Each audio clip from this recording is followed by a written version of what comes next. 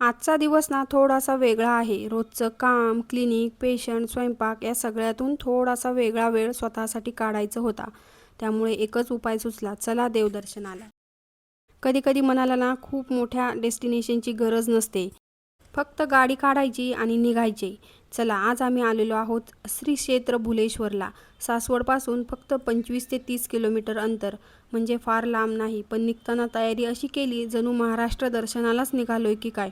सासवडच्या आसपासचा प्रवास म्हणजे मला खूप आवडतो, कारण शहरातल्या सततच्या धावपळीपेक्षा रस्त्यावरची मोकळी हवा, आजूबाजूचं वातावरण एकदम मन प्रसन्न होऊन जातं. भुलेश्वर मंदिराचा परिसर खूपच सुंदर. डोंगरावर वसलेलं हे मंदिर आणि आजूबाजूचा निसर्ग म्हणजे अप्रतिमच.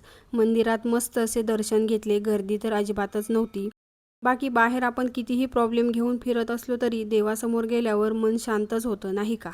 मंदिराच्या भिंतीवर असलेलं नक्षीकाम अगदी बारकाईने पाहावं असं आहे. देवदर्शन अगदी मस्त झाले होते, पण अहो जरा माझ्यावर चिडलेच, कारण मी सारखेच फोटो काढा, व्हिडिओ काढा असं म्हणत होते. ते मला म्हटले, तू इथे देवदर्शनाला आली आहे की कॉन्टेंट बनवायला, ते एकदाचं ठरव आधी. चला पटकन लाईक आणि फॉलो करा. आणि हो, अजून असे सुंदर परिसर आणि मंदिर जे की पुरंदरमध्ये आहेत ते प्लीज आम्हाला कमेंटमध्ये सांगा, म्हणजे पुढचा प्लॅन आम्हाला ठरवता येईल. चला भेटूयात पुढच्या व्हिडिओत. तोपर्यंत बाय बाय.